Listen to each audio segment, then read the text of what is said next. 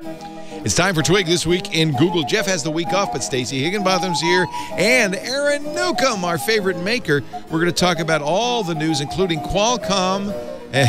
They've got some big announcements. Both Stacey and Aaron know a little bit about chipsets, so they'll have a lot to say about that.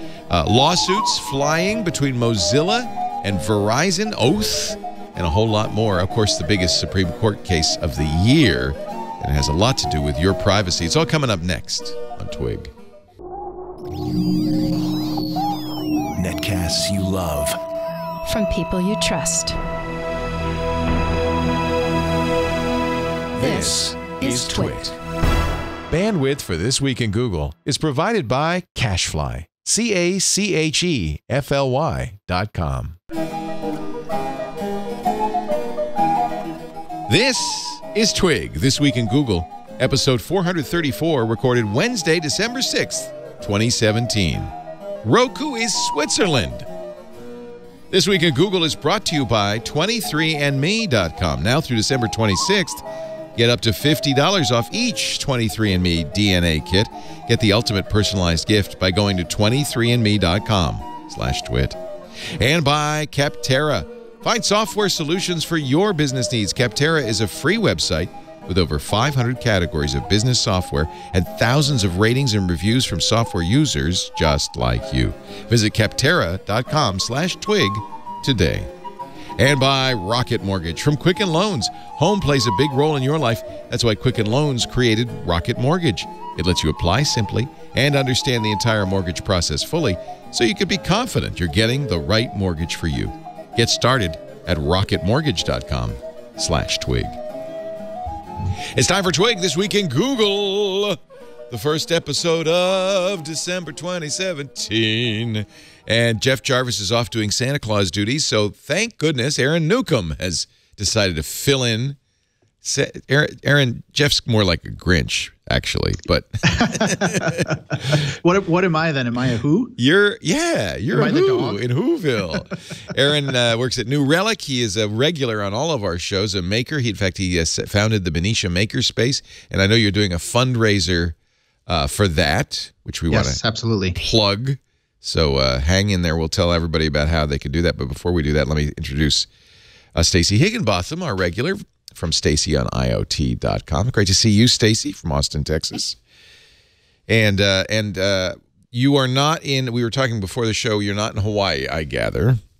I am not in Hawaii. In my Austin home office where it is freaking cold, you guys. Woo! It's not cold in Maui, at least judging by Paul Thurrott's Instagram. He's out there with an event, a Qualcomm Microsoft event. They've announced, we knew that they were working on WOA, Windows on ARM. They've announced their first ARM laptops from some of the big companies. And the story of Windows on ARM is, they say, quote, all-day battery life, which is kind of, who knows what the heck that is.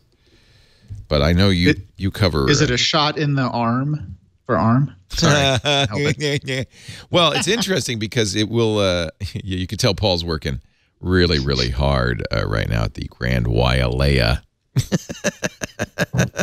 Nice, I've been there. Yeah, I have too. Yeah. It's really beautiful. But anyway, no, I think that we'd also heard that Apple was doing ARM, or might be doing ARM version. Now, if Apple does it, it'll be different. Well, Apple licenses ARM's technology not to reproduce exactly. They've got an architecture license, so they'll probably do their own version of the ARM chip. Right. So, and a desktop Mac OS might be on ARM might be a very interesting product. It's kind of where Apple's headed, given that ARM runs everything else Apple makes money on. And I've been waiting for this for like since like 2010 maybe, because I was like, most of your computing, the same thing Google thought when they put out the Pixel or the Chromebook, whatever. The Pixelbook. The Chromebook. The Pixelbook. Is that most computing can be done in a browser. Yeah. And the browser equalizes everything. So why can't we start having ARM? And for a while, it was because there was only 32-bit. Now there's 64-bit. So now you can put it in servers. Once we did that, we started building out, OSs that would work for that. And now here we are. They run cooler. They run lower power. They're not, Aaron. They're RISC, not CISC, right? That means, does that mean inherently they're not as fast? I don't think so. No, they can. Well, so it used to be the case, right? Anymore, they can certainly be just as not as powerful as full blown. You know, you're not going to replace your gaming rig with ARM these days, but you can certainly do desktop computing with ARM, and we're seeing that already with all kinds of devices that could be converted. In fact, Mike Elgin wrote a great post the other day talking about why not, what's the next thing? Why not get rid of laptops and just use our phones everywhere? Plug your phone into a monitor and keyboard and go for it. And I agree. Actually, Samsung did that already with Microsoft's done it with what do they call it? Kinect. What do they call it? They have a name for it. I think it's Samsung calls it Kinect. But I have this DeX. It's the Samsung dock thing. You put your phone in, you connect it to HDMI, to a monitor, and to a mouse and a keyboard. And it's a much more desktop-like version of Android than you'd expect. And given how much Microsoft's pushed its Office, for instance, to Android, they really, and iOS for that matter, they're really pushing the mobile versions of Office. Other apps are doing the same thing. I think it's just a short way off. The reason I mentioned this to you, Aaron, particularly, is because you've been using ARM for a long time in things like Raspberry Pis. It's very popular with makers. Yeah, exactly. And Microsoft actually released a version of Windows a few years ago for Raspberry Pi. That's right. Yeah. They called it IoT or something like that, IoT version. But it wasn't very popular. You couldn't do much with it. You couldn't get a desktop. So all you could do is really get into a terminal. So it was really for developers, and that's fine. But it sounds like where they're going here, obviously, with getting vendors like Asus and so forth on board, is they really want to bring Windows to the mainstream on ARM devices.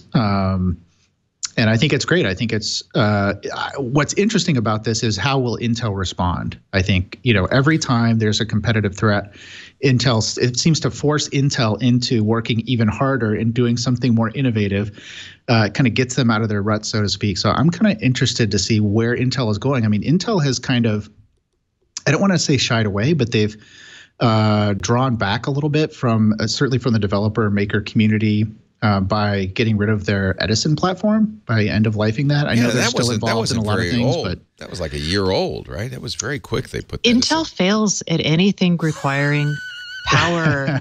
I mean, if you played with one of those Edison boards, they ran so hot compared to a Pi. It was not fun. Yeah. But people built projects. They built ecosystems around the Edison. And now those are all defunct. Yeah. So I don't think. Oh, please. Oh, as a chip reporter, I have lots of thoughts on this. I know you do. I know you do. In fact, this isn't really exactly the right up the alley of This Week in Google, but it's a big breaking story, and it kind of is. And and since I have two people who know a lot about this subject, I thought, well, let's talk about it. So I think Intel's big challenge, and I've said this before, is it's really good at general purpose compute. And we're moving away from that because we're putting it into devices that need to be mobile, or we're saying, hey, we want to do artificial intelligence, which is going to require, massive parallel processing that Intel hasn't really been historically good at, if you remember, like Larrabee and things like that. So the challenge here is, is power more important than general purpose processing, and is ARM good enough at general purpose now that it can actually compete with Intel in the laptop space? And if you look at it like that, if the market decides that ARM-based chips are, then crap, what does Intel do? Yeah, I mean, they did kind of weirdly, one of those cats and dogs sleeping together stories. They did a deal with their arch rival Radeon, ATI and AMD's Radeon, to put a graphics processor in the die with the Intel microprocessor. And that may be one of the ways that they hope to respond, obviously aimed at high-end computing. Today, Qualcomm, along with these laptops, announced its Snapdragon 845. And it's interesting to hear where Qualcomm is aiming the 845. They mentioned that it will allow 4K HDR video capture on smartphones. They're going to focus on AI immersion, which I I guess maybe AR, their name for AR, security, connectivity. Immersion is the ability to capture and render the world around you at high resolution and quality for more realistic results. They do have a GPU. It'll be Adreno 630 this time around, and they're putting a image signal processor in the die as well. This is a 10 nanometer die, which means even though these chips are really small, and Paul had a picture of the 845, at 10 nanometers you can pack a lot of functionality into that little die. So you know what's funny? Yeah. Qualcomm's Adreno, their graphics processor, they actually bought from AMD after it bought ATI all the way back in 2005. Interesting. That is funny. So that is interesting. Of course, this the Pixel 2 XL just is about to get Android 8.1, Oreo 8.1, which would turn on the image processor in this phone, which hasn't been on up to now. For those of us who have Pixel 2s, it'll turn that on. So I think that is telling also that the Qualcomm is putting an image signal processor into the 845 as well. I don't know if it's the same one that Google's using. It's a Spectra 280 image processor. No, Google built their own, didn't they? Google did their own thing. Okay, that's the other trend, of course. Apple and everybody wants to build their own based on ARM architectures, but build their own. Mm-hmm. That's a differentiator. That's why it's so good to be ARM right now. It's good to be ARM because they don't make any chips. They don't need to. Ultra HD color capture in these new chips. Cameras can capture more color volume than before. I think they mean that's a broader range of colors. Mobile photography. I can see like hummingbirds or dogs. Yeah. Yeah. So it's going to go from 8 to 10-bit color. Oh, wow. And the color gamut will be Rec 2020, which means it's a little brighter. Qualcomm's not going to say things like as the what was it, the 810 that turned into a. You could also fry an egg with it. Or was it the 820? It might have been the 820 or 821. I think it's 820. Yeah. But anyway, here comes this is a battle that's going to rage, and I love it because you know who benefits from that kind of competition? It's us. So yeah, exactly. Yeah, whenever we used to talk to the big data center guys, I'm like, guys, ARM is not even going to work on your servers. And they're all like, yeah, we got to keep Intel in line, though. Well, and power is a big concern in data centers, right? That's like the biggest concern. It is, but our ARM was not ready for the data centers. But what's really cool, and this is super kind of subtle, but I think it's worth talking about. So for a long time, you only had Intel in x86, right? And so what Intel gave you, you took. With ARM, because they offer these architecture licenses, you can actually develop a variety of different ARM-based chips to offer a vendor based on different specs, which actually brings a lot more competition or potential competition and potential feature competition. Yeah, so, well, look what you've got. You've got Apple.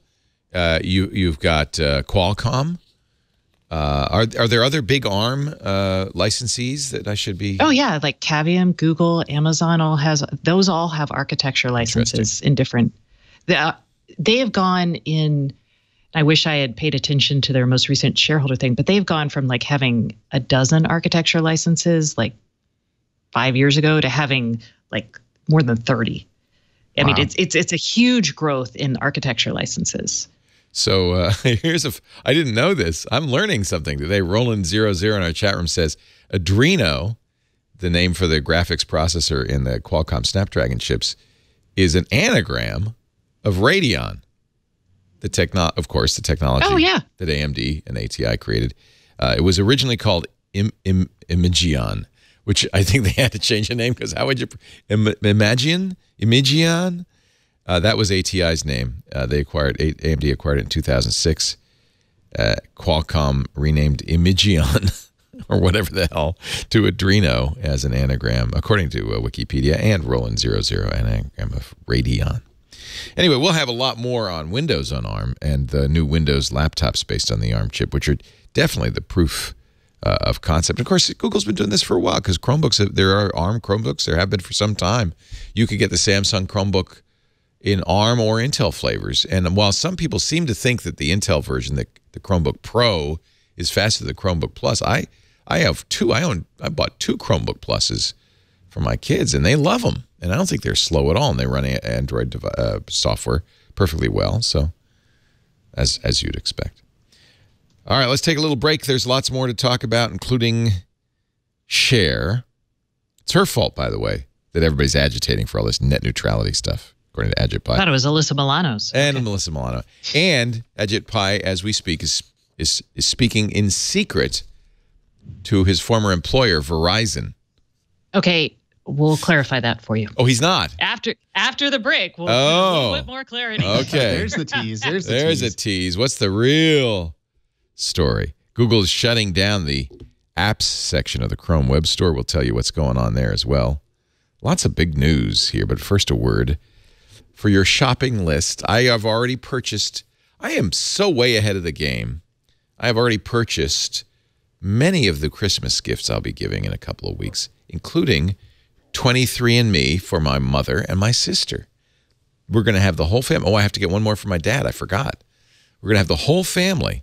23andMe is named after the 23 chromosomes that make you, you. It's a personal genetic service that helps you understand what your DNA says about you. And right now is a great time.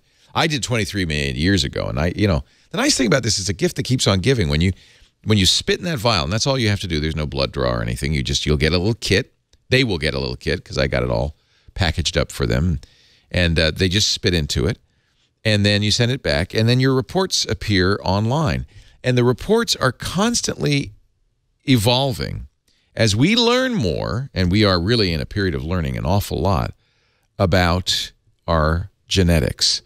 So as a really good example, when I first did 23andMe, they didn't mention Neanderthals because at the time it was thought, oh, the Homo sapiens never interbred with Neanderthals. There's no Neanderthal genes in there.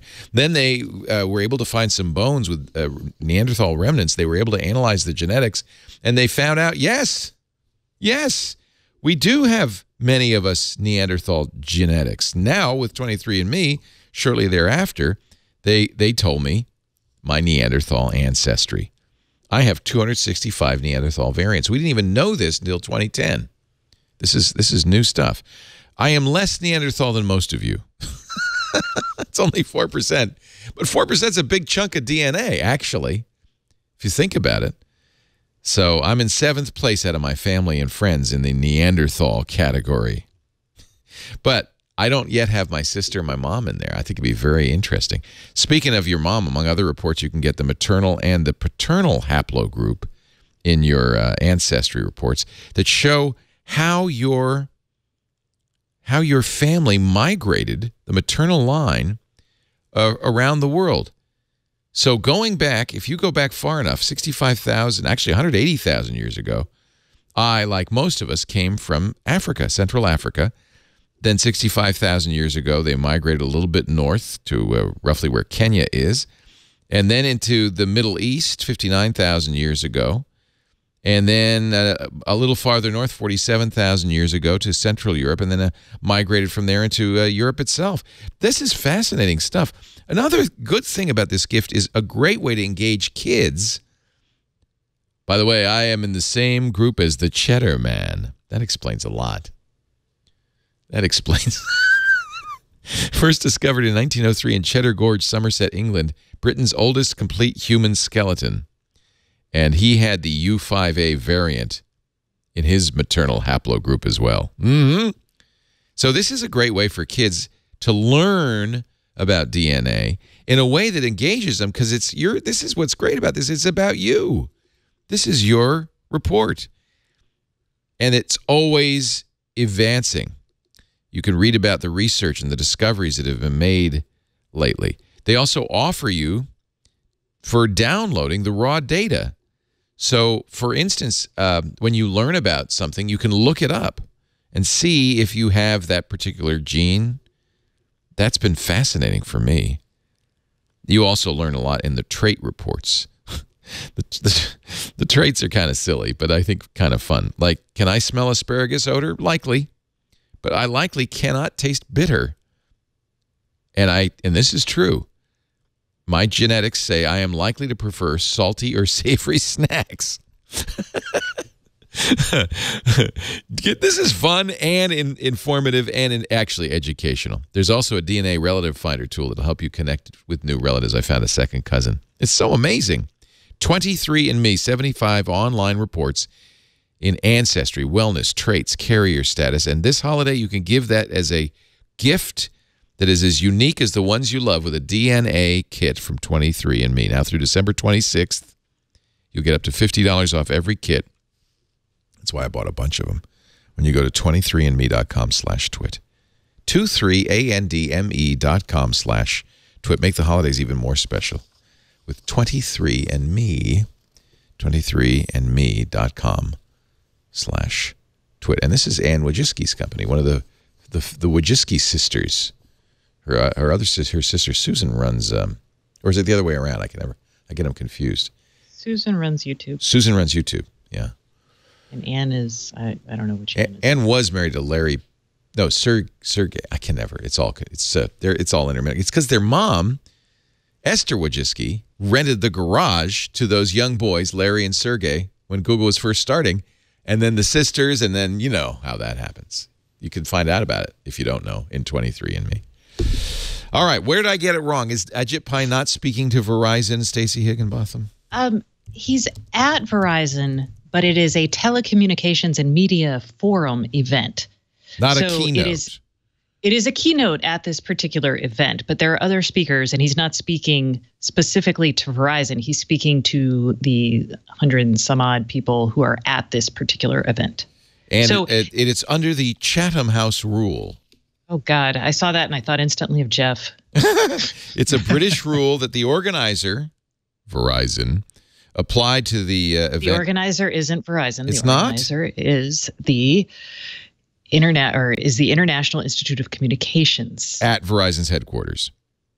The event for this particular event, it's held at Verizon's headquarters. Okay. They hold events all over the world. Oh, all right. So it really isn't a Verizon connected thing. It's just the venue. The venue is Verizon. The IIC operates as a nonprofit. Of the IIC. Okay, it's a nonprofit. So I'm not saying that it's less, but it's a telecommunication. It's an event for telecom people.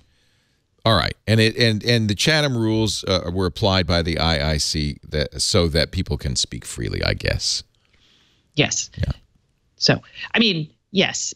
Should Ajit Pai be hanging out at Verizon, a week before he's trying to destroy net neutrality? The optics aren't great, and he was formerly a counsel at Verizon, right? But the optics, I mean...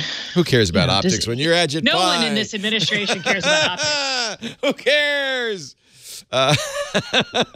We don't need to worry about optics. We are the government.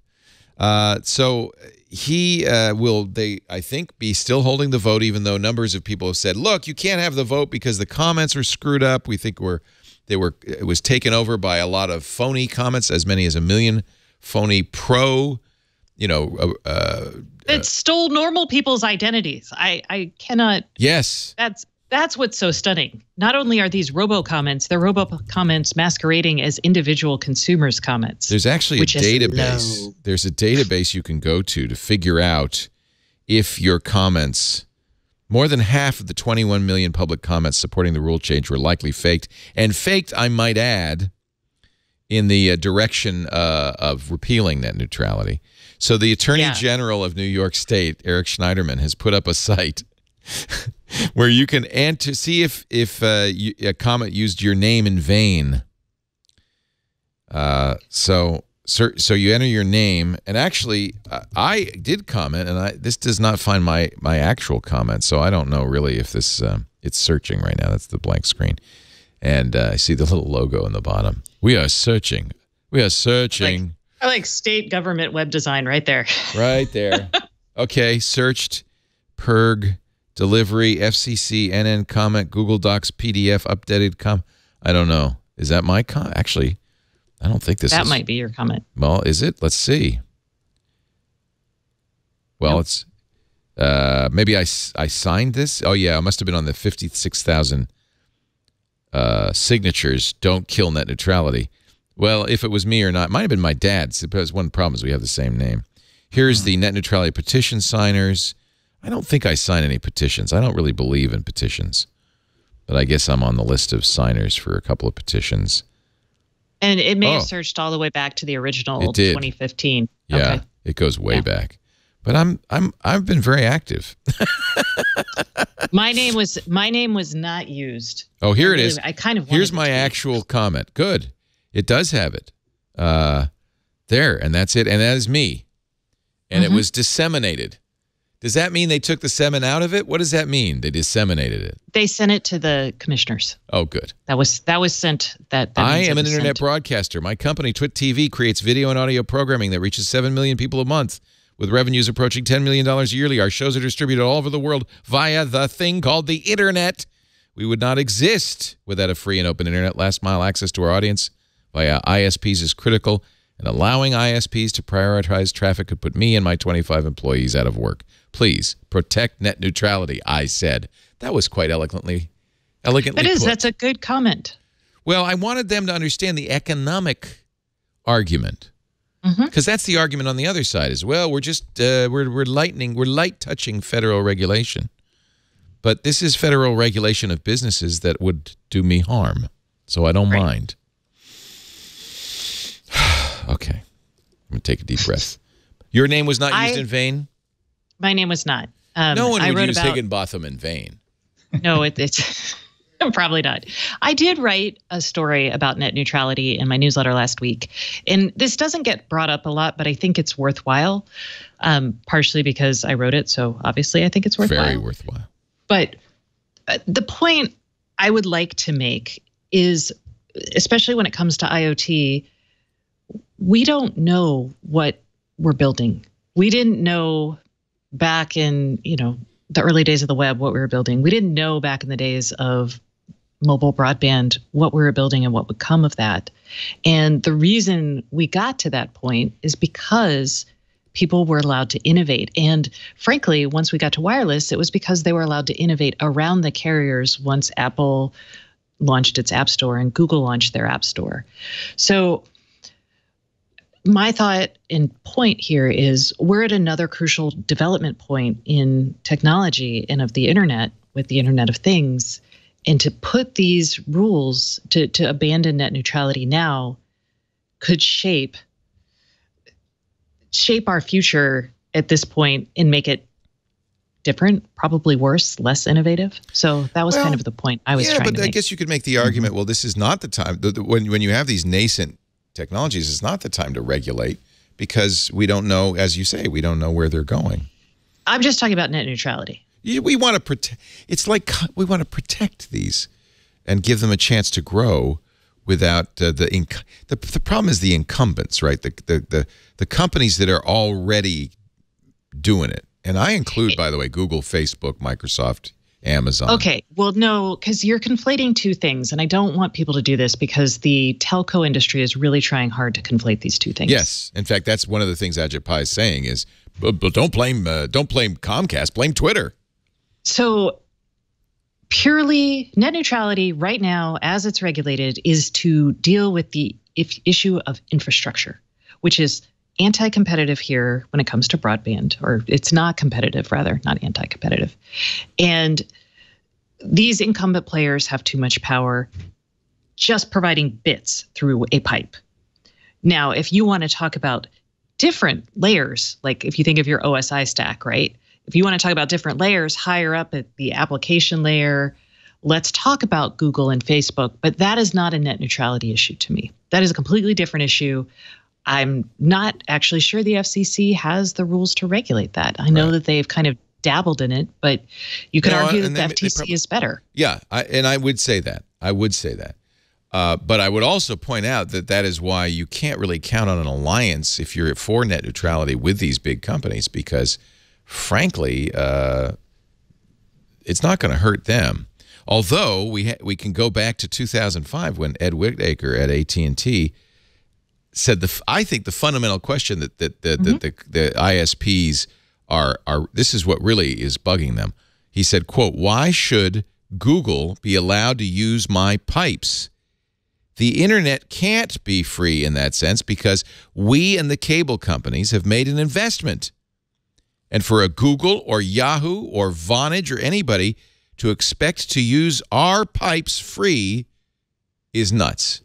But that's what consumers pay for. They just want it on both sides. And that is a stupid argument. It was stupid back in 2015 or 2005. And what really is frustrating / possibly one day could be hilarious is the cable companies, the ISPs, have long had a decision to make, and they've long chose the path of scarcity. And if you look at other parallels in technology, you will see a company like Intel. Way back in the 80s, they were like, hey, we've got this awesome chip technology and we can scale it up. Let's fund people to actually build on this stuff. And they did. They funded EA, they funded all these companies, and we as a country went out and bought faster and faster chips. And we bought them from Intel. So yay. The telcos, instead of saying, hey, let's learn how to deliver broadband because we're really good at that and people are going to totally need this in the future. Let's figure out how to optimize our investments, deliver it super cheaply, a la Intel or Google or Facebook, how they've done. They said, nope. Let's just figure out how we can control this and charge people extra money. So we'll charge them coming in, we'll charge them coming out. It's a completely different way of thinking, utterly at odds with the way that computers and technology work, basically. So, yeah. Congress and the other big part of this, real quick, and I'll let you jump in, Leo. The other big part of this that drives me nuts, and I'm sure you guys have talked about this ad nauseum, but well, we're going to keep talking about it as long as they keep assaulting it. We should keep talking about it. But whenever the arguments that Stacey just made are brought up, then they come back with its counter argument that says, oh, well, it's okay because we should let competition improve the marketplace. Let's let competition rule here. We all know that people have choices, blah, blah, blah, blah, blah. But the fact is people don't have choices. I can't go to an alternative. I have to use Comcast if I want the level of service that I get right now. If I want to do work from my home, Comcast is the only choice because the other alternatives I have aren't fast enough to allow me to do that. And so that's another bogus argument that keeps getting thrown out is, oh, we should just let competition take over. It's like we've been down this road. They tried to do this in the past when they first came up with these rules and regs, and they said competition would make this work, and it hasn't made it work. Congress has already it won't going forward. Congress, by the way, which can override anything the FCC does. The FCC only operates at the with the oversight of Congress, has received 500,000 calls from this site alone, battleforthenet.com. 500,000 calls. You could do it too if you go to battleforthenet.com. The vote is a week from tomorrow, but that won't be the end of it. Battle for the Net points out that the next step is to pass legislation that actively allows throttling and extra fees and censorship on the internet. And so they're not even done yet. First, we repeal Title II regulation, but then Congress is going to step in, is expected to step in, and explicitly allow ISPs to start charging. And okay, so if that happens, what will happen is this. We will start treating broadband as a scarce resource, and we will get companies innovating around it instead of on it. And you'll see this with Google investments in 5G. You see it with companies like Starry trying to do, millimeter wave home delivery. If you talk to Dane, I'm sure he'll start thinking about ways, It's not Dane's ideal. not gonna do this. We have a system that's public, it's free, it's open. But you're right. That's what technology does. It routes around the damage. So, what would it look like? Would it be a second-tier internet? Would it be a different internet? No, right now we've got fixed wireless is kind of a huge option. So people are looking at like millimeter wave spectrum. You're going to have lots of little small cells in dense areas. It's going to screw over the rural people, as always happens. And you'll have these alternate ISPs, and they won't be crappy internet. So, yeah. So a couple of things to watch for. First of all, battleforthenet.com. Contact your member of Congress. This has been very effective. With SOPA, it was very effective in getting the Title II regulation put in. It was very effective. Tom Wheeler resisted that until he received millions of comments saying, do it. And we were very active in that campaign. So we know we can affect this. take advantage of that, battleforthenet.com, then watch what Congress does, because if Pi gets his vote, he probably will in 1 week, then the next step is for Congress to step in, and that's why you have to stay in touch with Congress. And the other thing to watch for, as we pointed out, is people who, basically the big ISPs, are trying to deflect blame for this to the big four, to the big companies, to Google, Amazon, Facebook, and say, oh, it's Twitter's fault, it's Share's fault. And Ajit Pai's already been saying that. He says that the problem isn't AT&T, Charter, and Comcast, and Verizon. The problem is Twitter. And so watch for that deflection, because that isn't even, it's not, as you point out, it's not germane. It's not even related, Stacey. All right, have we said everything we want to say about that? We'll probably say it again next week and the week after, but please do. I've been saying it for almost a decade. I know, please do, because it's a personal issue for all of us who listen to podcasts, for instance. Podcasting exists because people can create content and distribute it over the internet at very low cost. We don't want to go back to the days where only the rich could afford the radio transmitters and the TV transmitters and the newspapers. That's not the way it should be. And it's a personal issue for consumers. You would not have Waze if carriers could charge for that kind of stuff. Right. You would not have dark sky. You would not have so many things. If you go back, and a lot of people unfortunately don't remember this, but God, remember carrier app stores? Oh, it was heinous. Oh, that was so horrible. Oh my God, you're right. You'd buy apps from the carriers and ringtones that would expire after 3 months, and you have to buy them again. Yeah. So think about, that's where your innovation is going to be clogged at. And it's horrible. And I'm not exaggerating this. I mean, look at all the benefits that we have gotten from our open internet culture. Yeah. You cannot, and we don't know what's next. And okay, that's all. I'm done. And you know, Aaron, you make a point. Competition would solve this. In fact, Ben Thompson on Stratechery, he changed the headline because the headline was really, inflammatory. Why Ajit Pai is right. That's not really what he was saying. What he was saying is, if we have competition, then Ajit Pai is right. But we got to be very clear. We don't have competition because of anti-competitive moves by the FCC at the behest of AT&T and Verizon going back years. So that's exactly right. Yeah. There is no competition. 86% of the country has 2 choices of internet service providers. And they're crap choices because it's cable or DSL. Right. And DSL is not a choice. Right. Okay. Not anymore. It used to be okay, right? But we've gone beyond that. I mean, the difference, it's a 20x difference in throughput between what I can get from DSL and what I can get from cable. And I think you're right. I mean, the wireless option may be the best one going forward, because at least then you don't have to worry about, access rights and things like that. You just have to worry about where you can put the towers. But watch out for another thing to watch out for, because these companies understand that there'll be competition then from other, new arenas. As you squeeze in one area, it pops out in another. And already part of this is, and by the way, no municipal Wi-Fi. No states can do their own Wi-Fi thing. No. And no states can pass any net neutrality bills. No. So this is really a grab by Comcast, Verizon, AT&T. They're really grabbing and saying and holding on tight, and they don't want anybody else to give them an end around. So yeah, there are great technologies possible out there, but these companies are not stupid, and they know exactly where the threats are coming from.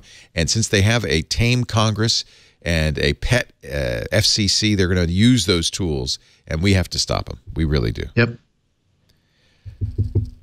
Let's see. The Chrome store is no longer going to offer apps.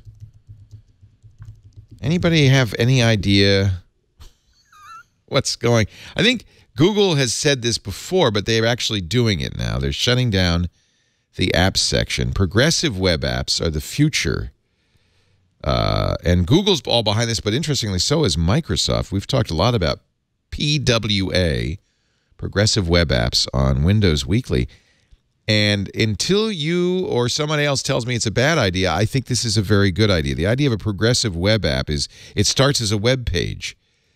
But it's not exactly the web apps of the early iPhone. It starts as a web page, but when you go to that web page on your mobile or your desktop, it downloads assets which can then be run offline using something called service workers that are running on the desktop or running on the phone.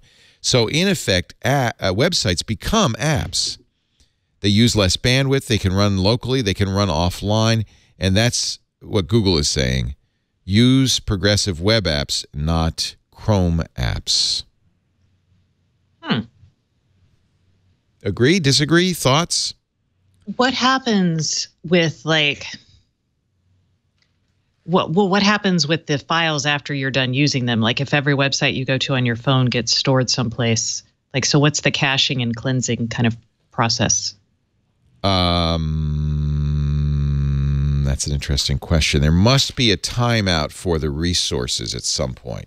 Just as cookies expire, after 90 days or 60 days of disuse. You actually are starting to see that both on iOS and Android. Both operating systems are looking for unused apps and moving them off the phone, and I think that's probably the first step towards that. That's a good question. The service workers are persistent, and the idea is that these apps are somewhat persistent because if you go, for instance, Facebook, imagine Facebook. You don't have a Facebook app anymore. You just use your browser to go to Facebook, but Facebook then downloads the assets and make it effectively an app. So I love it for all the common types. The reason I ask these questions is because there's so many, every time you go to a restaurant, they're like, hey, you want our app? And you're like, no. Or you go to a certain website. So I'm thinking more the one-off or two-off kind of cases and what that, because everybody, and then the other question tied to that would be what permissions would you automatically end up granting these? Because everybody wants your information. You don't actually have to give it to them today, which is nice. Right. Would you automatically give away location if you've accepted and bought into this progressive web app? I don't know. I think there'd be a permission structure that you would it even works now with websites. Websites will say, your browser will say, this website wants location information. Would you like to grant it? I think all of those things will continue. But the service workers will allow things like access to the camera, access to the GPS, access to physical hardware. That's what those service workers are there for. I like this idea. It's basically their HTML5. If you use React.js, for instance, that's a commonly used framework for these progressive web apps. Google has a whole getting started with progressive web apps page for developers where you write your first app, which I think is a weather app. So Google says this is for us. Now, of course, Google changes its mind regularly. The thing that encourages me is that it's not just Google in this case. Microsoft's doing the same thing. Google says this is for us the replacement for Chrome apps because it'll run on desktop. It'll run on mobile. It's a universal thing. It'll run on iOS and Android. It's cross-platform. that would be great for developers. That's the cool thing. Yeah, exactly. I look at this from a developer standpoint. Anytime, and I'm not a huge, I do this as a hobbyist, right? So, but anytime I can write a web app versus a discrete app for a particular platform, I'll do it because that way I know I can access that information from anywhere. And so I think this is a push in the right direction. And also, who uses those Chrome apps? I was a big believer in it when they first came out. I was like, oh, this is cool. I can play this game. Right. But anymore, I just don't use them. There's a few utilities. My Synology NAS has a note app that I've replaced Evernote with, and I'll give you actually a really good example that probably a lot of people use is Hangouts. Hangouts is now persistent. You can close Chrome and Hangouts will continue to run. That's the text messaging, and since that's what my text messenger is, it gives me a desktop and mobile version of text messaging. But there's no reason that couldn't be a PWA.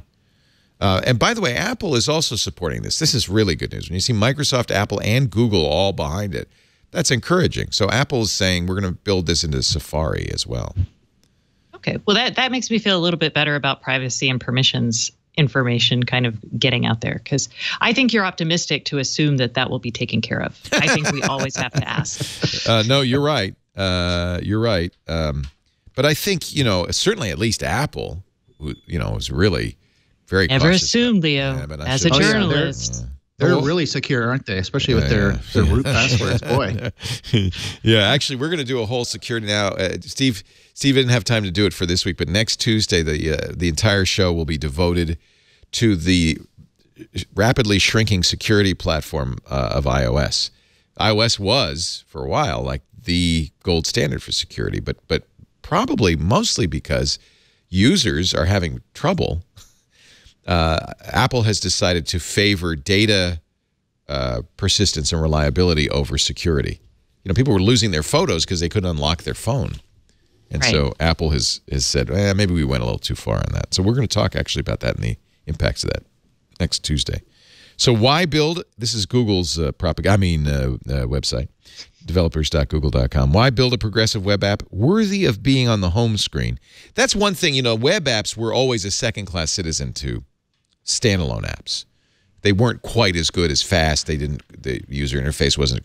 But the idea here, and boy, we've seen this, the industry go through this time and time again, is, oh no, these will be first-class citizens, worthy of being on the home screen, works reliably no matter what the network conditions. That's actually pretty important, not just for here, but in the developing world. So to lower the amount of data required, just to do it, increased engagement, and that's what you were talking about, Stacey. You go to the Target webpage. Well, suddenly you have a Target app on your phone. I don't want that. To be clear, that's not an advantage in my world. Well, but I think a lot of users might. I'll give you a better example, maybe OpenTable. Instead of installing you want to make a reservation at a restaurant, you can do it on the OpenTable website, or you can install an OpenTable app. And if you ask Google Assistant to make a reservation for you, and remember, Google's been touting this since Google I/O a year ago. You make a reservation with Google Assistant, it was going to get a little bit of OpenTable onto your phone, download it, and then it was going to say, I did this with OpenTable, would you like the app? Well, this would be much more seamless. It would just, in effect, give you an app for OpenTable. But you're right, I want to know about persistence. How long does that last? Am I suddenly going to have 5,000 apps on my phone? Both persistence and data sharing and permissions. Absolutely. Because, I can see, OpenTable might really want my location all the time, but I don't see a reason to give OpenTable that information. No, absolutely not. So, there's also a different kind of persistency, which is persistence across devices. That would be great, right? If I could open up something on my laptop, one of these apps, and then go to that page, and I'm halfway through filling out a form or something, and I got to run, I'm busy. So I get on the BART, and I can then pull up the same thing on my phone and continue filling out that form. That's a huge time saver. So I don't know if these PWAs will help with that problem or not, but I run into this all the time where I'm halfway through completing a task and I've got to run, and then I've got to start all over from the beginning again. It's so frustrating. The other thing the other side effect of this is, and this might be something Google wants, it starts to disintermediate the App Store. You don't need to go to the App Store anymore. You just go to the website. And that's probably better for Google than Apple. Apple's App Store is a massive revenue generator for Apple. Tim Cook was just saying that in China, what was the number? Let me just look it up real quickly. It was the amount of money that Google made in China was billions, $17 billion. That's a quarter of the global App Store earnings over how long? It can't have been very long. Is it just in 1 year? Total revenue throughout the store going to developers, remember, is $70 billion, but that means $30 billion for Apple. So the App Store is a cash cow for Apple, and this would kind of change things. Furthermore, if you're Amazon, you hate the App Store because you can have a Kindle app there, but if you sell books through the Kindle app, Apple takes a 30% chunk. Right. If you do it in the App Store, I mean, in the as progressive web apps, it's just a website. I have a feeling Apple doesn't have quite the death grip on your revenue that they would otherwise. So does that mean if I'm running the progressive web app, I can access YouTube on Amazon devices? No. No. Let's talk about that. That's really frustrating. So and by the way, it's personally frustrating because we tell people all the time, for instance, if you have an Echo Show, it's not a huge number of people, I would imagine, but I have several. I love the Echo Show. It's the Echo with a 7-inch screen on it. You can say, Echo, watch Twig on YouTube. Now, that was when it first came out. It was nice. It was a full screen experience. That Google killed that. Then it came back last week, and now Google says, no, it's Amazon's fault. It's not our app. It's their app, and we don't do it that way. And Amazon hasn't agreed to our terms, so we're killing YouTube access on the Amazon Echo. Furthermore, on January 1st, on the Fire TV. And this also, remember, is because Amazon won't sell Google products on the Amazon. Won't sell the Google Home on the Amazon store, right? Or does it sell Nest? I think it still sells Nest, or it did. No, it's in fact when I think when Amazon released a camera of its own, let me see. That's a good question. Yeah. I think I remember them pulling the Nest. No, they do. In fact, Amazon's choice, the Nest Cam indoor security camera, works with a Echo. Okay. So they do still sell all the Nest stuff. But I don't maybe if Alphabet spins Nest back into the Google Pixel hardware division, that will change. If I search for Google Home on Amazon, look what shows up. The Echo Dot. Well, and they are neck and neck on this. Yeah, same thing with Chromecast. So I understand Google and Amazon are at each other. I think this is dumb of Amazon. That's not because it's the show is This Week in Google, but I think it's if you want to be retailer to the world, you can't be. This is a net neutrality issue for retail. You can't be picking and choosing. Don't call it that. Well, it is. Please don't call it. No, it is not. It is a no. It's not net neutrality, issue. But it's the same idea that a retailer should not discriminate against products because they compete with the retailer's products. Right? Okay, no. The concept of net neutrality is that we view the internet and access to it as a basic right. Okay. Or as a public utility. So, Amazon is not a public utility, so that's right. So stop it, Leo. You're playing right into their hands. I'm shaking my finger at but there's something wrong with a retailer issue. that doesn't sell products that compete with its own products. Like if Whole Foods didn't sell ragu pasta sauce, which they wouldn't anyway, but if they did, but just as an example, because they've got their 365 brand pasta sauce, wouldn't that's why the brands, the grocery store brands, what is it called when you don't have generics? A brand? Thank you. Brands? The generics are such a issue, and that's why actually a lot of companies don't let Trader Joe's. They don't let Trader Joe's make their stuff and put their stuff in Trader Joe's. Right. So this is a dynamic that plays out outside of the tech world. It's not unusual. Okay. I feel like it's not, if Amazon pretends to be customer-centric, not including stuff the customer wants, worse, surfacing their own product when you search for something you want. Right. That's just, and also if you look at if your core business is getting eyeballs onto your property, then this really hurts. I've long been frustrated with Amazon Video because I can't cast it to my Chromecast from my device unless I cast my whole screen. And even then, sometimes it blocks out the video.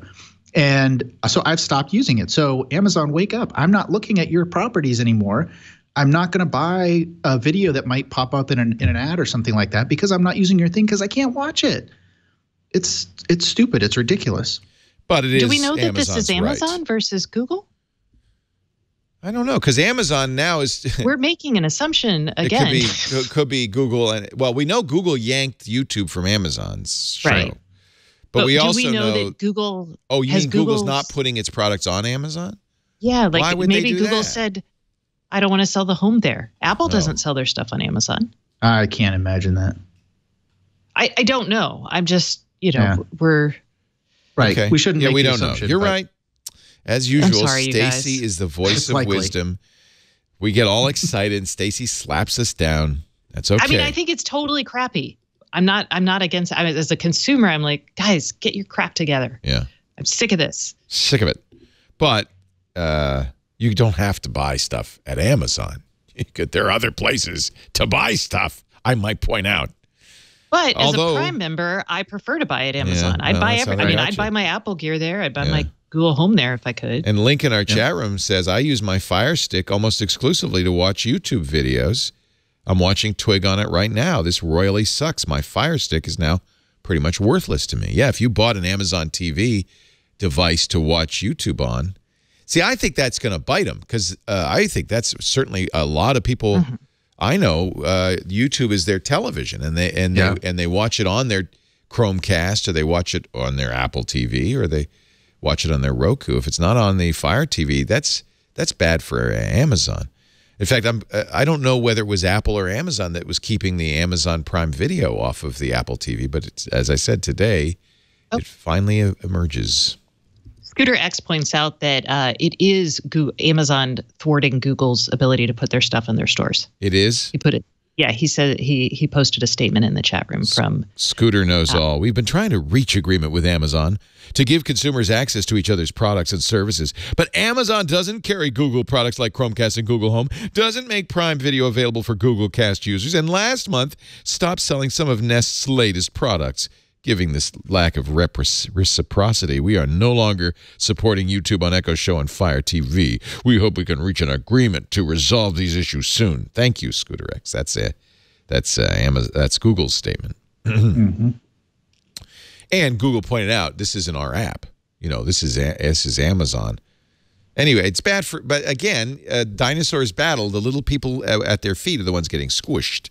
And here we are, you know, we love it that people could watch our shows easily with a single, you could still listen, but the idea that somebody who had a screen on their Echo device could watch our shows was really great.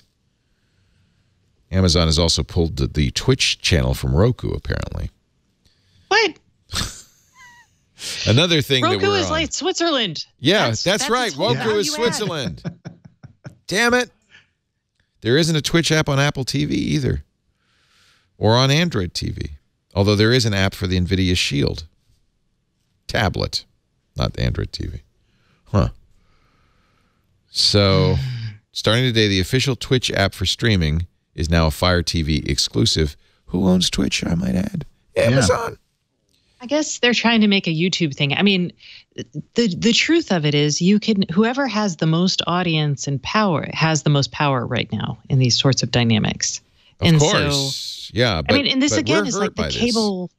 Yeah, but this is like the cable retrans disagreements that happen all the time. Yeah. And, you know, because those travel in part, retrans being an issue of public airwaves and access to public channels, the FCC gets involved. Because this is at the application layer, this could be an option or a thing that gets the FCC or probably the FTC involved, saying, hey, are you guys behaving well? So that might be the impetus to get people to regulate, you know, at the application layer. And that'd be very interesting. Yeah. We consumers always end up suffering from this stuff because we want to watch what we want, where we want it, when we want it, anytime. And that was free. For free. And well, but that's, can I tell you, that's what Twit does. We put ourselves anywhere anybody wants to watch us. As long as we get to count the viewers and you don't take out our ads and you don't charge people for it, you give it away, you know, it's everywhere. And, you know, in airplanes, it's actually on terrestrial television in some areas, you can watch our shows. Because our philosophy is, well, we make our money from the advertising, so the more eyeballs, the better. But that's because we're unaffiliated. You know, if Amazon bought us, and Jeff, I just want to say, for everything I might have said about Amazon, I would be acceptable to that, amenable to that idea. But if Amazon bought us, we might have to say, oh yeah, you can't watch us on a Roku. I wouldn't like that. No. We built, you know, we intentionally, I always said, from day one, we want to be everywhere people want to see us for free, easily accessible. Well, that's what makes podcasts work. The content. Yeah, that's the content provider's mantra. As the distribution platform, you want exclusivity for some things, so people come to you. I know. House of Cards. And the internet was supposed to eliminate the middleman as the distributor, but it hasn't because, you know, you still have to.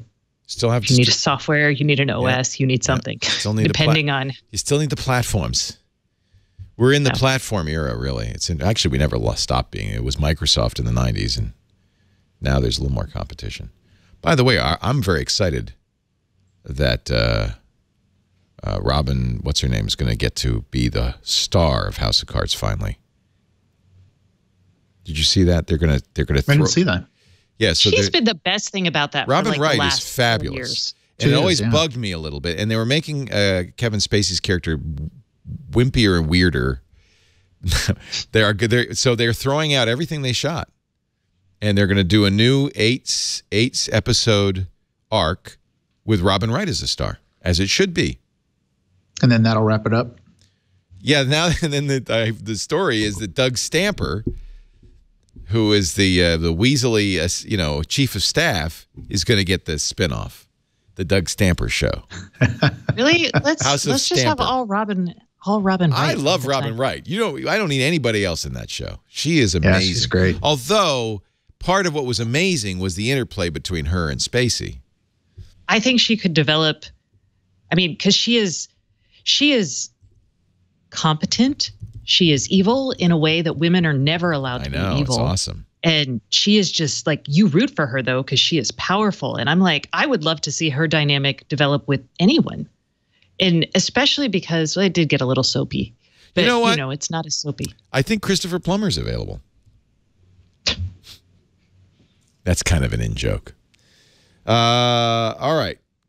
I'll explain it. Christopher Plummer, in 10 days, they reshot the movie, All the Money in the World, that they took Kevin Spacey's character out, and they reshot it with Christopher Plummer in 10 days, and the movie's coming out. That's crazy. Crazy. And now Christopher Plummer is going to play all the male leads in Hollywood from now on. He's the only one left who can act in these movies. Time Magazine, Person of the Year, Women of the Year. What do they call it? The truth tellers, the speak uppers, the talk abouters. It's not the president. Did you see this? Thank goodness. I know.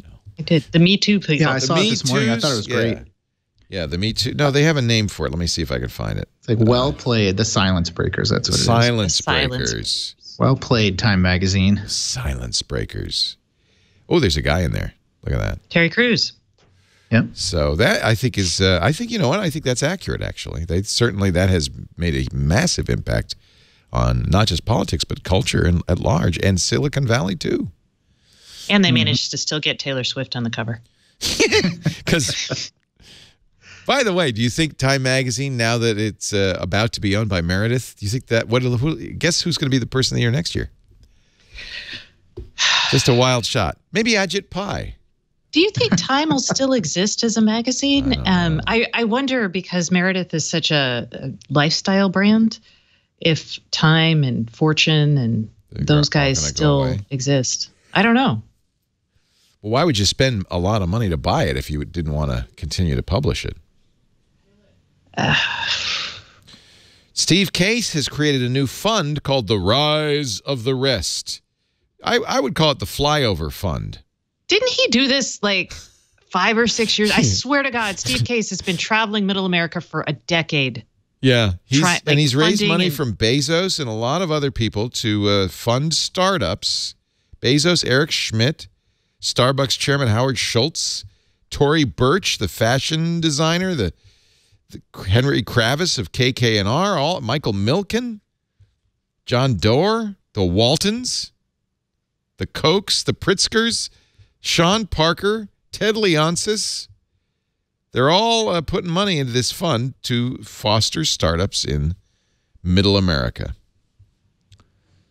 I'm almost 100% sure he's done this before. Yeah. And it seems like that's not really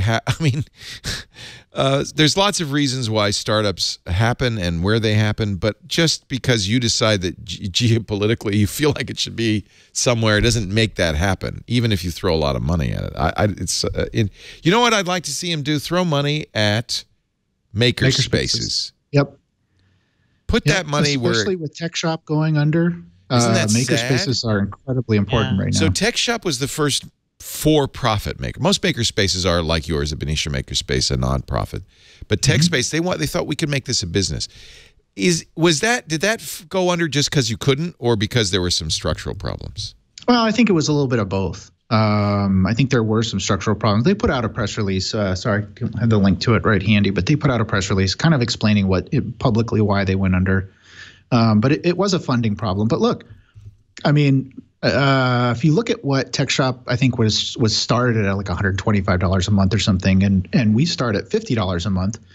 And yeah, we're scraping by, but we're doing it. It is possible to do, but once you start adding in the layers of bureaucracy and you have to start paying a lot of people, it does become quite expensive to run even a community-based makerspace. It's not easy. Tech Shop said that they were getting memberships, but this growth was slow and they couldn't keep people as members, and that's what funds it, right? You have to buy it.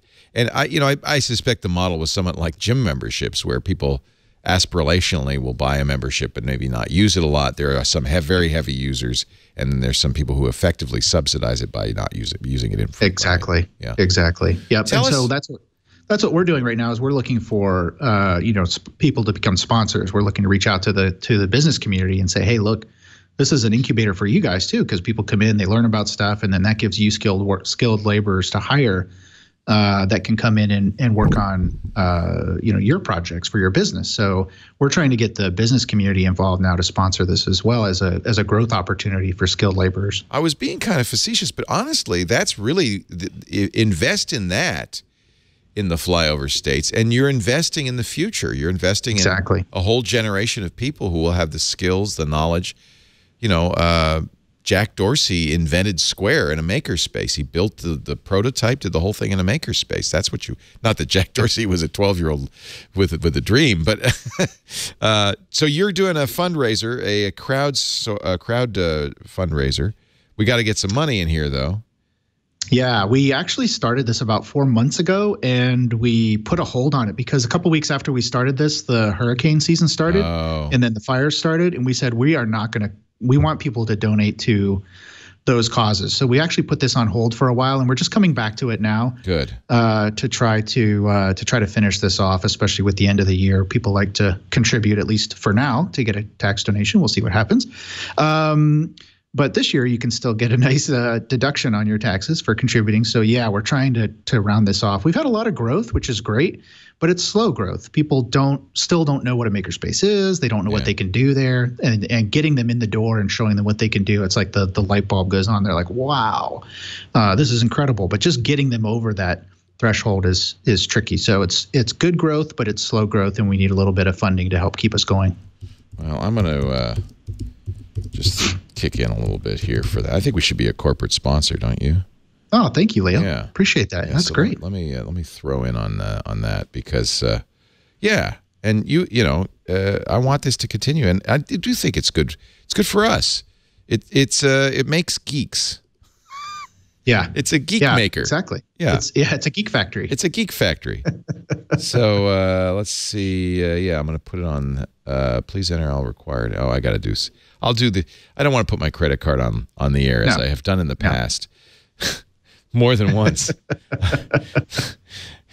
I cancel credit cards a lot these days, so I'll do that when we get off the air. But I think that's really worth doing. It's on Indiegogo. Search Indiegogo for Benicia. BENECIA Makerspace. Yeah, and we're using they acquired a company called Generosity.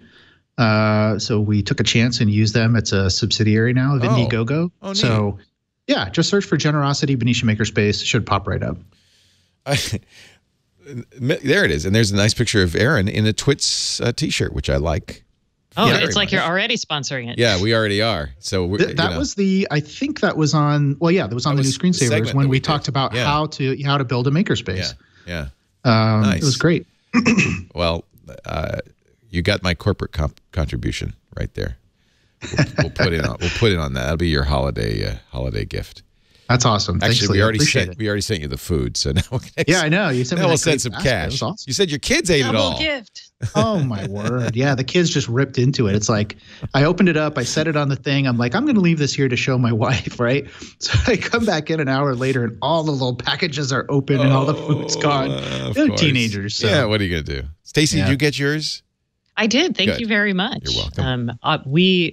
We did not. There's only 3 people in my house, and none of them are teenagers yet. So it lasted a long time. My husband did come. He's like, I think most of this is packaging and not chocolate. Oh, and he was very disappointed. I was like, well, it's a gift basket. That's how it works. Packaged.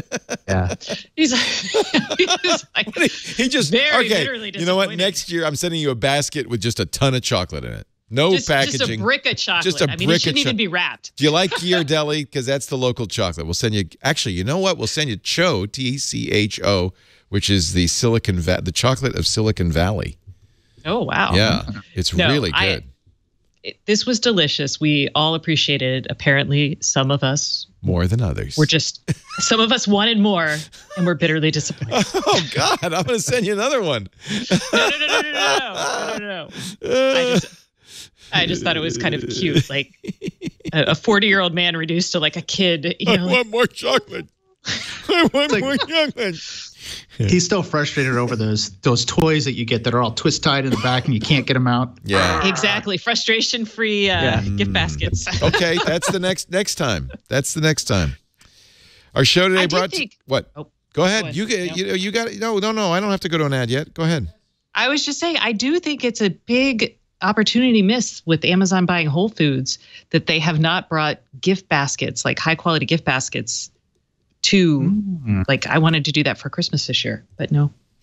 So actually, Aaron, you are breaking my within less than 24-hour embargo on crowdfunding because I've been so burned by crowdfunding. Last night, Lisa and I said to each other, okay, no more, right? Right, no more. But you're breaking it because that's different. Because I don't expect anything from that. That's just a donation. I'm sorry, Leo. I didn't mean to. No. Send you down that road. But I finally sent an email to Jibo because I'm number 382. I sent them $500 in 2014 for the robot that looks around. Right? So I finally sent them a note. They said, oh, you must have received our email in October asking your address. They have my address, but it's been so long, it was the old studio. So it's probably good. So, so I sent them the new address. They said, your Jibo's on the way. So maybe by next week, Stacey, we'll get rid of Jeff, and we'll have a little friend join the show. A little Jibo. Oh. Cool. If I can be replaced by a robot or Jeff can be replaced by a robot? No, I would never do it. You can't. But I am curious. The Jibo, the thing that got me to send them money completely on spec is it's Cynthia Brazil, who is a very good roboticist out of MIT. And so I thought that was a pretty good ancestry. We'll see. We'll find out. It's been so long, though. Because she announced it before the Amazon Echo came out. So yeah. It's kind of times have changed. At least you're getting it. I mean, I know all the things that the Echo does. Right. It's very disappointing. Yeah. Do you have a Jibo? I don't, but one of my friends does. Yeah. And you're trying not to let me down easy, okay? I'm sorry. $29. You maybe just it's Google cute Home Mini. though. It's very cute. Stacey has a long tradition of shooting me just down. pooping on everything. Huh? Maybe that should be the title of the show. Yeah. Stacey's pooping on everything. Last time when I bought it, was it a Nest IQ Cam? She said, "You doofus." But she was right because she wanted me to buy this thing back here, the Lighthouse, and she was right because they're a sponsor now. They weren't at the time. Our show today brought to you by Capterra. You need software solutions for your business. The last thing you want to do is Google, how to dog groomer business software. That's really a bad idea. Or yoga studio software. Or, well, I can go on and on. You want to go to Capterra, a free directory of over 500 categories of business software. I love going down the list of Capterra businesses because who knew? Who knew there were businesses? I mean, A/B testing software, accounting software, advocacy software, anti-spam software, apparel management software, applicant tracking software, archiving, art gallery, asset tracking, assisted living, auction, audit, augmented reality, and that's just a fraction of the A's alone. Let's say, let's go all the way to the end. Let's say you have, what's the last one in the list? Let's say you have a yoga studio. There's nothing with a Z. And you need, I have a yoga studio. I need software. So you click yoga studio software. And who knew? There's a ton of them. MindBody, Vagaro, One Fit Stop, Zen Planner, Glowfox, Wellness Living, Frederick, Mark. There's a ton of them. Well, that's a start. That's better than Google. But now, watch, we can refine it. Say, hey, you know what? I only want 4 stars. Because, by the way, these stars come from actual users like you, real reviews from real users. You can narrow it down and say, this has got to be web installed. It's got to handle 10 to 50 people. Let's see, class scheduling, yes. Member management, yes. Online payments, yes. Now, those are the criteria. We've narrowed it down. Now there's 18 products. Let's try. Let's see. Let's try this. Oh, you can click it and you can find out more about it, or you can add it to the compare. Let's check that box. Let's do that first. Wellness, living. I'm just going to, don't take it personally, folks, if I don't click your software. There's Studio Director. All right. Now we're going to do a comparison. And boy, this is, talk about useful. And this is all free. I didn't have to sign up. I didn't have to do anything but go to Capterra, CAPTERRA.com/twig. You see if it's got mobile. You see what it's got, how much it costs. You get to see if it's got a free trial. There's everything. You got the website link, and then you have reviews from actual people. Hundreds of thousands of reviews are on the Capterra site, and they're very careful. They really manage these reviews. Get home on time tonight. Don't spend the day Googling software for your business. Use Capterra.com/twig. Whether you're a startup, a nonprofit, 500 categories. Capterra's got you covered, and they make it easy to find. You within minutes, you will drill down and find the thing you want. And it costs you nothing. There's no sign-up, no salesman will call. 2018 will be here before you know it. Make sure you've got the software your business needs today to help you do what you do better. Join the millions who use Capterra. Visit Capterra.com/twig today to find the software that will save your business time and you a lot of anxiety. You could, sometimes, in fact, it often happens around this time of year. You got holiday shopping to do, got stuff to do, and your boss says, Smithers, find me some new software. But boss, I want to go home. I don't care, Smithers. Capterra.com/twig. You'll get home on time. Let's see. Some people are getting Google Home Minis that are crashing and rebooting when you listen to certain songs at high volume. What? Which songs? Okay. Here's some songs. Royals by Lorde. Jaden Smith's Icon. If you turn it up to 100%, it will crash. At least according to Reddit. Well, all right. Reddit subreddit, Google Home subreddit. Actually, people on both Reddit and the Google products forums are complaining. You think it's overheat? It could be overheating. I have to say, Google's had some hardware issues with this Mini. Yeah. Do you have either of you have one yet? I have one. I'm giving it away as a white elephant gift, though. Oh, really? Yeah. You don't like it? I do not. Are you all in on the Echo? No, I like my Google Home. Oh. I actually we What's put it wrong on our with the gift Mini? list. It doesn't hear you well. It's a pain to use. Tapping the thing is just irritating. Maybe you want the Google Home Maxi. According to Best Buy, well, you never know, by the way, when you see these listings. But Best Buy had a listing, a placeholder that said December 11th, just a few days, a week from today, right? Or a little less. Google did say they'll get it out this year, so that means they only have a few more weeks. So the Maxi is not the Maxi, it's the Max. I'm going to call it the Maxi because it's Mini, MIDI, and Maxi. The Maxi is the one with the speaker, the big speaker. That understands its environment. Self-calibrating speaker. $400 self-calibrating speaker. So expensive. Have you guys actually heard the sound coming out? No, I haven't heard one in person yet. No. Would anybody that we know hear it? I don't know. Google could be forced to pay 5 million UK iPhone users, oddly enough, £2.7 billion in compensation because it's, according to the Consumer Watchdog Group, actually, no, it's a class action, a consumer campaign called Google You Owe Us. They allege that Google was unlawfully harvesting the browser histories of iPhone users without their permission. Google, you owe us. I feel a little bad for Google. It's like your rich uncle. Everybody comes to him with their hand out. Although at least one state is probing Google's secret tracking of Android users. So the Connecticut Attorney General is he's always doing that. George Jepson.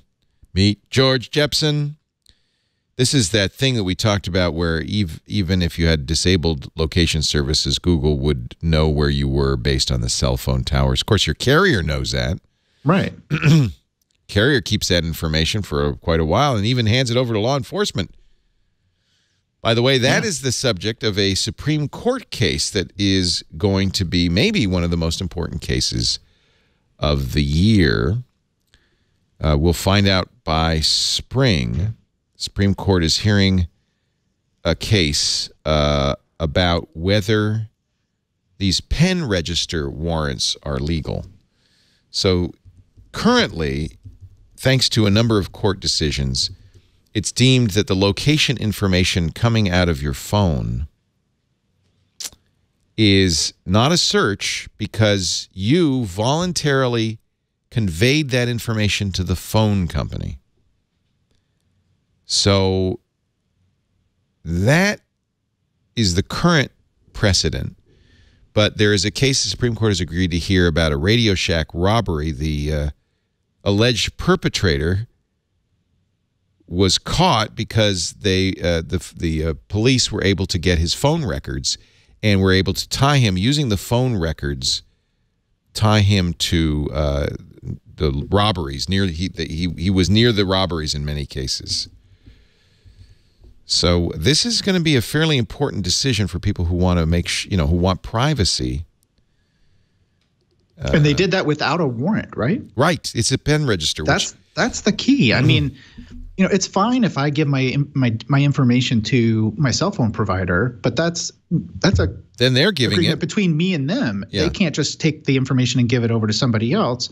They could give it over to law enforcement, I would say, if law enforcement had a warrant to go get that information. But they can't just say, oh yeah, sure, it's open, it's free, anybody can go find it. There's got to be some security around that. Apple, Facebook, and Google have all filed amicus briefs urging the Supreme Court to bring Fourth Amendment law into the modern era. No, quote, no constitutional doctrine should presume that consumers assume the risk of warrantless government surveillance simply by using technologies that are beneficial and increasingly integrated into modern life. Of course, Google, Apple, and Facebook have quite a dog in this hunt. We've known that this goes on. We've known that the police did not need a warrant to find your location and to track you. And of course, the cell phone companies keep years of tracking data.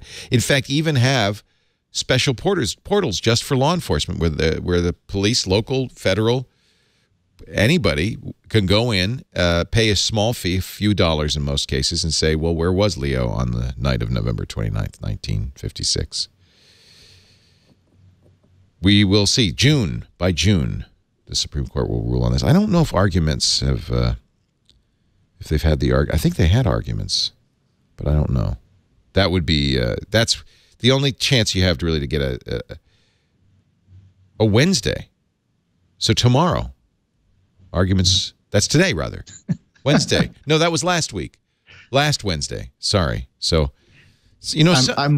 I'm laughing because Virgil in the chat room says they could use a potato chip bag to block the tracking. Maybe that's what we all should do. Wasn't there a worker who did that? He put his phone in a Ruffles bag, one of the small ones. Apparently they have metal, and was able to skip out on the construction site. His company was, they had built-in tracking software to track whether they were on the job or not. So after lunch, he puts his phone in the chip bag and goes to a movie.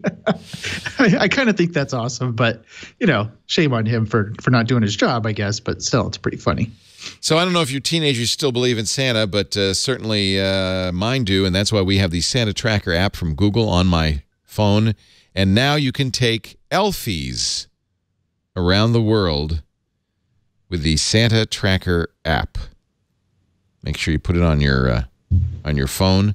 New activities will pop up between now and Christmas Eve, including an AI drawing game, an elf dance coding game, and a virtual snowball fight. Google Santa Tracker. I put it on my phone. This is a perfect example of what a progressive web app should be. No, you should just appear on your phone and then disappear. Yep. Have you guys, I don't know if this is new or not, have you guys done the Google security checkup? Has that popped up for you guys? Oh, yeah. I get that all the time. Yeah. I had not gotten it until the other day. I was like, this is awesome. And we encourage people to do it, actually. Yeah. Yeah. I mean, because I had forgotten some of these apps. I went through it the other day, and I had forgotten some of the apps that had access to my Drive, for example, things like that. Stuff I had uninstalled years ago, and they still had access. Yeah, so you should do that for Google Twitter, for too. doing that. Yes, everybody should do it. Yeah, yeah. It's google.com/security. They offer a security checkup, but this will give you all of the things and all of the different capabilities. And the thing you're talking about is checking which apps have your Google account, right? Yeah. If you just Google security checkup, it should be the first link in the list, and it's great. Certainly, probably, I don't believe they're required to do this in any shape or form, but this popped up for me the other day, and I'm like, yeah, I really like it. Kudos to you, Google. Yeah. This is pretty awesome. Yeah, I really Sorry, like it. Public service announcement for the day. Let's see. We're going to wrap things up because we have to get out of here in 12 minutes. So we can get to Mr. Paul Thurrott and Windows Weekly. We're going to find out about those new ARM laptops. Crack Wi-Fi patch coming in December to Pixels and Nexi. That's important. Make sure you get, I hope you're getting those regular patches, monthly patches, and the December patch should be out any day now. Or maybe it is out. Okay, I haven't seen it yet, but I should check. Let me check it by Pixel 2. Wouldn't it have come out yesterday? Don't they always come out on Tuesday? No, that's Windows. Microsoft does that's the patch Microsoft. Tuesday. Never mind. I wish Google were that consistent. It isn't, though. It's just kind of usually in the first couple of weeks of the month. But you never really know. System update. Oh, I'm on the 8.1 beta, so I don't know if I will be a good test of that. Yeah, I currently only have the November 5th security patch. Don't yet have the December. That's all I still have. Yeah. Just checking to make sure we got everything before we run. You guys have any stories you really want to get in here? Did you see the virtual cats? Have you bought virtual cats? Or are you going to buy virtual cats? Yes. No. I mean, yes, I had not heard about them, but yes, I will buy them. Crypto kitties, collectible breed. This is, I think blockchain has gone off the rails. Yeah. So this is, there is no value to these, but people have already spent $1 million. The most expensive kitty right now is $112,000. Just so you know, it's speculation, because it's like gambling, guys. People spend a lot of money on gambling. Yeah. Well, So it's not even as fun. It's not even as fun as gambling. You're just hoping that you can sell it for a higher price than you buy it for. Some people think that's really fun. It's brilliant on the part of the designers because they aren't doing diddly-do, and they're, you have to install a Chrome extension for Ethereum called MetaMask, and then you're using Ethereum, the cryptocurrency Ethereum, to purchase CryptoKitties and then auction them and sell them, and what fun! I don't think there's anything involved in like feeding them or take care of them or anything like that. I think it's basically a market for virtual kitties. I mean, I think that we're a little more mature, I would say, age-wise. But I know that my kids love this kind of stuff. I mean, every game they play, they always want. It doesn't do anything to help you in the game, but they want the latest bling. Oh, it's big on kids. I know. This is not for kids. This is not for kids for sure. So Chuck Schumer, senator from New York, has done a good job in the past of stopping ticket buying bots. It was a big problem on Broadway and at concerts where these bots would go out, scoop up all the tickets, and then resell them, scalp them for higher prices. Schumer says the bots are back. He passed the Bots Act last year to protect games, concerts, and Broadway shows. Now he wants to expand it to toys. Bots can locate and I'm not surprised given that a lot of e-commerce is online now, locate the product page of a popular toy even before it goes on sale, buy them up, and then resell them to panicked parents who just have to have that Cabbage Patch Kid or the Furby Toys that sell for $15 are now being sold on websites for like eBay for as much as $1,000. So Schumer is calling attention to it. I don't know if he's going to enact a law. He says we're asking the National Retail Federation and the Retail Industry Leaders Association to block the bots. They can technologically, and they should be. And I agree. What is the toy? What is this season's toy, Stacey? They said the Barbie Dreamhouse was doing big, and then these fugly little puppet things, fingerlings, maybe? Fingerlings, I think is what they're called. They're like, fingerlings. They're not potatoes. They're little puppets, finger puppets. Okay, I'm really disappointed and saddened to have to report that the Winklevoss twins have taken their $11 million settlement from Mark Zuckerberg. You saw the movie. You know that they think Zuck stole Facebook from them. Maybe he did, maybe he didn't. He settled, apparently, I didn't know this, for $11 million. They've invested it in Bitcoin, and they are now Bitcoin billionaires. Wow. Because Bitcoin's almost $12,000 now. Yeah, just sell and change that into real money, or at least sell most of it and change it into real money. Diversify. Exactly. But they did say, a few years ago, they were all in on Bitcoin. And it turned out to be right, although I don't know how that happened. And it's been crazy lately. It's crazy. $13,000 now?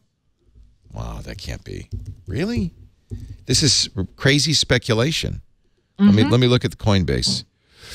See what the quote. What's the quote for the current? Is that the place to go to get the? What's the best place to get the quote? I like Coinbase.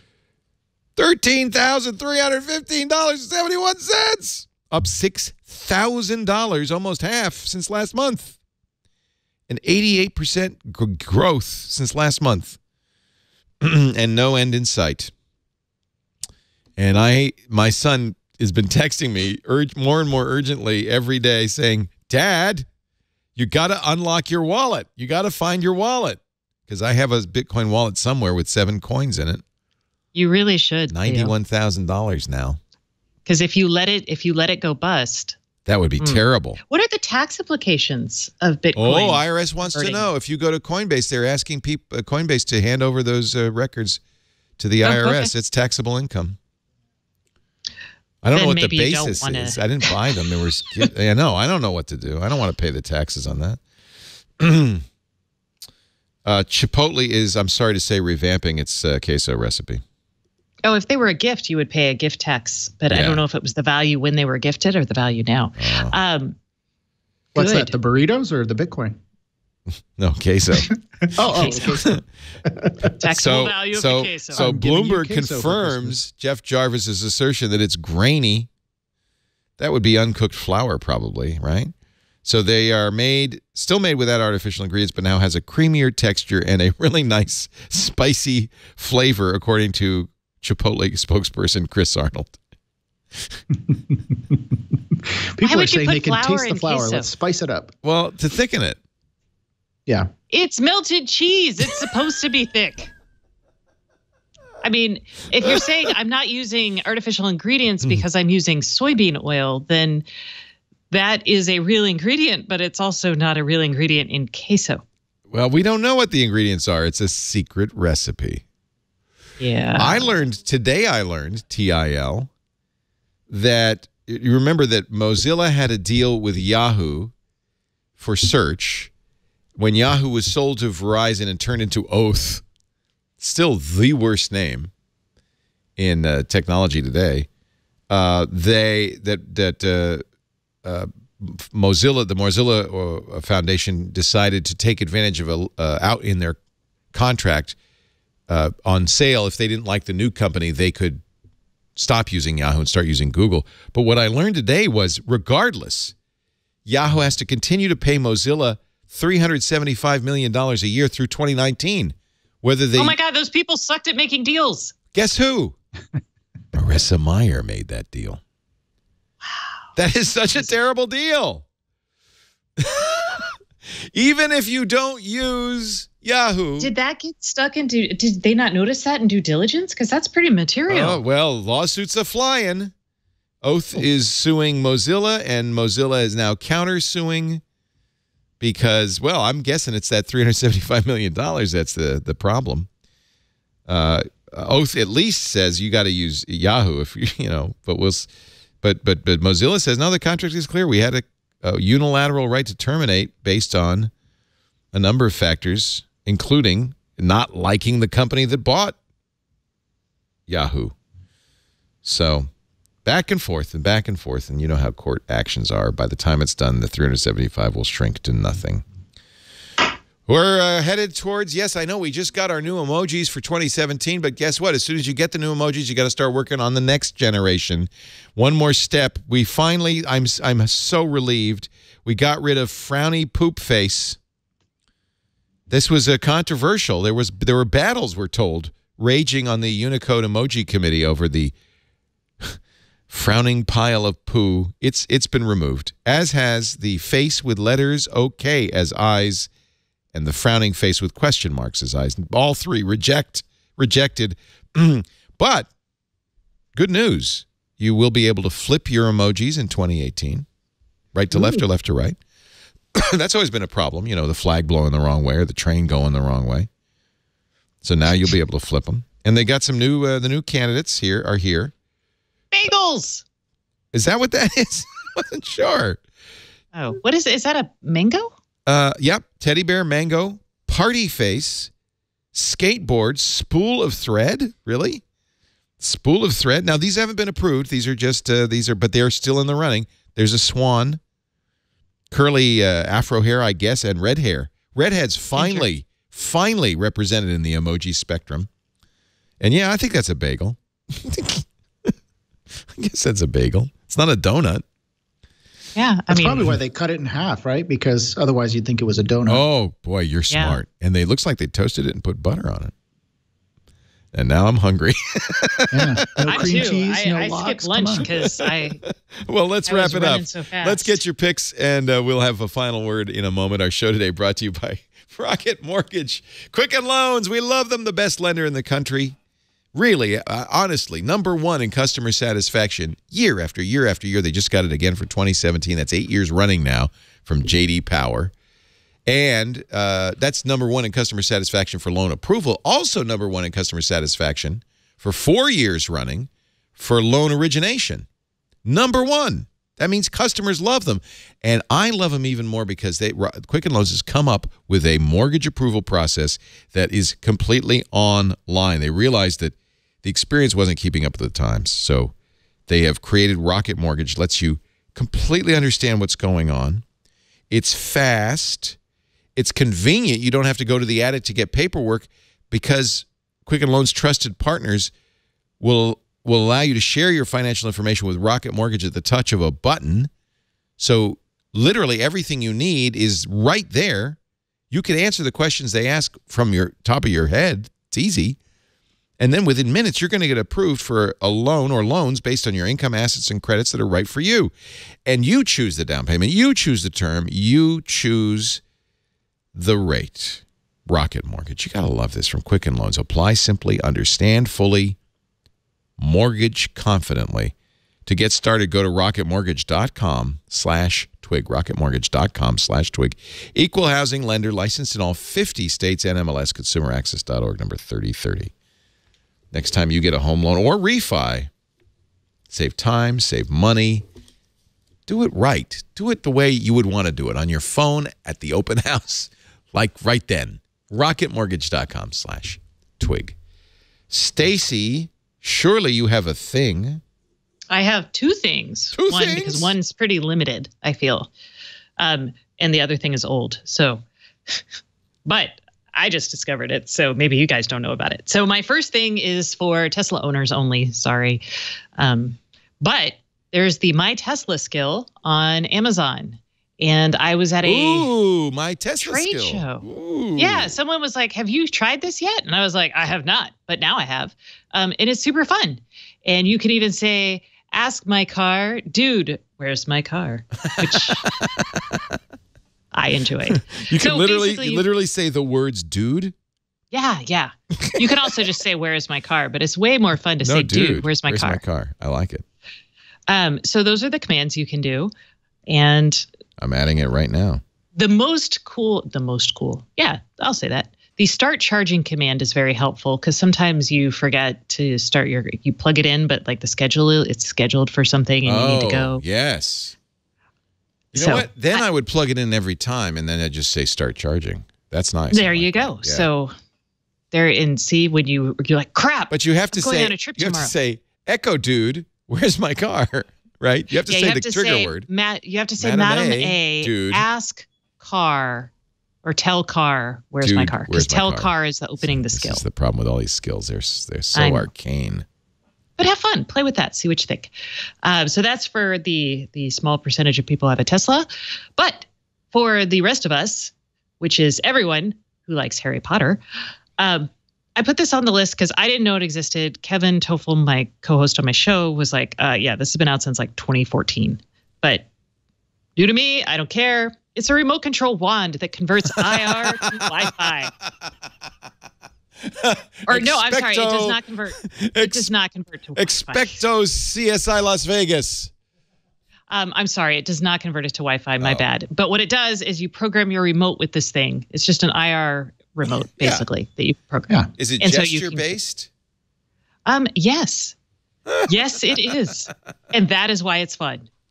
So if you scroll down, you can see. I think it's apocryphal. The guy who said he turned the computer in his Tesla into a Bitcoin miner, and he's using the free power from the supercharger to run it. Yes, I did see that. That's got to be a joke. He's going to get a nasty gram from Elon is not going to be happy. That is definitely not. He could actually not kosher for your he charger. could take your Tesla back. He could shut it down. It could be like, you know what? Because didn't they send out those letters to people in California like you can't charge here anymore? Right. These things so are smart. You giving the TV remote wand to everybody in your household? I'm giving it to my mom because she's a huge Harry Potter fan and she likes watching TV. So yes. Lumos. I'm going to go get one because for makers, that's great. You can have an IR. Yeah. Well, no, you can add an IR receiver to your project, right? Now you can do a spell and make LED lights go off and all kinds of stuff. Skip us commercialists. There you go. So it's kind of expensive, but it's pretty cool. I like it. Maybe I'll just build one. Aaron Newcomb, your tip this week. Yeah. So actually, you try to do a project. We'll see if my voice holds out. Try to do a project every week. And this week it is something I built for work. It's actually I don't know if you can see this. It's a big red button. Whoop. Whoa. I call it the Holiday Cheer box, and it's a big red button on a green box, and it's pretty simple. When you press the button, it plays some sort of holiday sound. So let's see if you can hear this. That's what Christmas is all about, Charlie Brown. Oh, is that your kid? If you can hear that okay. It says press here for holiday cheer. Press here for holiday cheer. Let's try it again. Hey, Santa, what's shaking, man? So there's a bunch of just random sounds that I, picked up from around the internet on there. And when someone walks by, if they're feeling a little blue or something, they can just press the button and it'll play a little sound. Maybe it'll cheer them up. I don't know. So it's just something fun, super easy. Use an Arduino Nano and a little sound module that you can buy off of eBay or wherever. You hook the two things up. I'm going to publish this on an Instructable. I tried to get it done in time for the show, but life. But follow me on Instructables. I'll put up an Instructable on how to build your own a little bit later on today. What, instructables.com/Aaron Newcomb or? Yeah, I think so. I don't know. I've got it. NEWCOMB. Yeah, just do a search on Instructables and be looking out for it later today. It's fun. And then the cool thing about this is you can build it into anything you want. So, if you're having a Harry Potter party with your magic IR wand, you could build one that does Harry Potter sounds or whatever you want. You can turn it into anything. So it's fun. I like it. Or just when you swivel your wand, it'll make a noise. It'll make the noise go off. Perfect. I'm doing it. Then you sound fancy. Yeah. All of your friends will be impressed. I'm going to channel Jeff Jarvis and have a number of the week, and it's a number that is near and dear to my heart. In 2017, digital ad spending, $209 billion worldwide, beating TV, $178 billion for the first time ever. Digital ad spending. That's not just podcast. I wish it were podcasts. It's mostly banners, but still. That is a big watershed event, and it's by a big margin. And in fact, it's going to only get bigger. So good news for digital. People are making money doing it. Ladies and gentlemen, thank you so much for being here for This Week in Google. Thanks to Stacey Higginbotham, Stacey on IoT.com, at GigaStacey on Twitter. And don't forget our podcast with Kevin Toffel, all about the Internet of Things. We'll see. Will you be here next week? I will be, unless you don't invite me back. I invite you back. You have an invitation. You must appear. I'm going to, in fact, subpoena you. Oh, excellent. Let me call my lawyer. You have no choice. Thank you, Stacey. Aaron Newcomb, thank you so much for filling in. It's really great to have you. And again, generosity.com. Look for the Benicia Makerspace fundraiser. A very good cause. It's a great thing. And, you know, I think somebody should call Steve Case and say, you really want to help innovation in this country. Help Makerspaces. Yep, Can I add something? I agree. Oh, yes. Go ahead. I keep thinking you're saying Venetia, like Venice, like the city in Italy, but you're really saying Benicia, like Bravo. With a B. Yep. Yeah, so I didn't see it until I was like, no wonder I couldn't find it. Yeah, not Venetia. Is this a problem I'm Chevy? surprised there's not a Venetia. This is actually the problem Chevy has with their Bolt and Volt. It's the same. Yeah. It sounds the same. Sounds the same. B as in Bravo, E-N-E-C-I-A for Benicia. You got it. Thank you, everybody, for being here. We do Twig. Normally, this was an early one because we're flip-flopping. In fact, Windows Weekly just around the corner with a very special Hawaiian edition. Don Ho will be singing.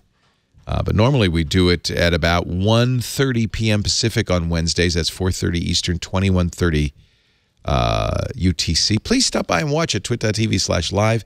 If you're going to do that, you might as well be in the chat room. It's a lot of fun. And I steal all their best jokes. irc.twit.tv. Let me steal your joke. If you can't be here in person, well, you can always watch after the fact, on-demand audio and video. Everything we do is available at our website, twit.tv. For this show, it's twit.tv/twig. Or please subscribe. Get in there to your favorite podcasting app and subscribe, because subscriptions really help us make sure we have a consistent audience. That means you. We want you to be here every week. Thanks for watching. Thanks for listening. We'll see you next time on This Week in Google. Bye-bye.